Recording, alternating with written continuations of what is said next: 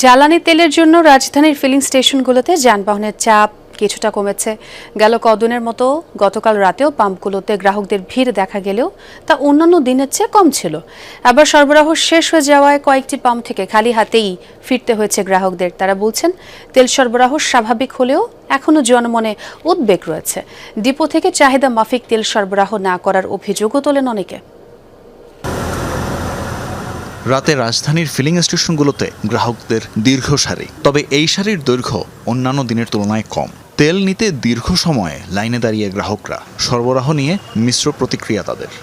বাংলাদেশে যদি তেলের আসলে সংকট থাকতো তাহলে প্রত্যেকটা পাম্পই বন্ধ থাকতো, একটা দুইটা খোলা থাকতো না। এগুলো একটা সিন্ডিকেট চক্র কাজ করতেছে। সাময়িক কিছু ঘাটতি আছে, কিন্তু যেভাবে ঘাটতিটা দেখাচ্ছে ডিপো অথবা তেল পাম্পগুলো, আসলে সেই পরিমাণে ঘাটতি আমাদের এখানে আমরা দেখতে পাচ্ছি না। কয়েক জায়গায় ফিলিং স্টেশন বন্ধ ছিল, তেল না থাকার বিষয়টিও উল্লেখ করা হয় সেখানে। লম্বা পথ পাড়ি দেওয়ার পর এমন অবস্থা দেখে হতাশ গ্রাহকরা। পেট্রোল পাম্প যা চাচ্ছে তাই করছে। এখন আমরা যাই, বলে পেট্রোল নাই, পেট্রোল পাম্প বন্ধ। সেই লালবাগ থেকে শুরু করছি, ভাবলাম যে রাত্রেবেলা তেল পাবো।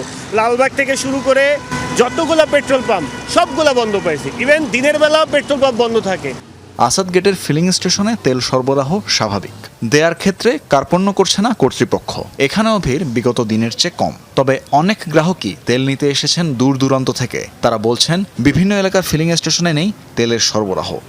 পাবলিক একটু চালাক, তাই রিজার্ভ নিয়ে রাখার জন্য একটু পাম্পালারাও একটু চালাকি করতেছে, কিন্তু পর্যাপ্ত তেল আছে বোঝা যাইতেছে। সামনে ঈদ, তাই সবাই রিজার্ভ রাখতেছে, ঢাকার বাইরে যাবে ভাবতেছে, পাবো না এই জন্য। এখন আমরা কোনো পাম্পে গেলে 100 টাকার তেল পাই, এখানে 500 টাকার তেল দিচ্ছি। 500 টাকার তেল দিলে আমরা 2-3 দিন 3 দিন 4 দিন চলতে পারবো আলহামদুলিল্লাহ। এখন বিষয়টা হচ্ছে প্রতিটা পাম্পে যে তেল আছে, তেল তারা ঠিক মতো আমাদেরকে দিচ্ছে। আমরা 500 টাকা তেল দিচ্ছি, হুন্ডাতে গাড়িতে দিচ্ছি 2000, 1500, 2500, একবারে বড় গাড়ি হলে 3000। তো তেলের কোনো ক্রাইসিস হবে বলে আমার মনে হয় না। সরবরাহ স্বাভাবিক থাকলেও দাম বৃদ্ধি ও সংকটের শঙ্কায় অনেকে বেশি করে জ্বালানি তেল কিনছেন, এমনটাও বলছেন অনেক গ্রাহক। তানভীর মৌসুম, যমুনা নিউজ, ঢাকা।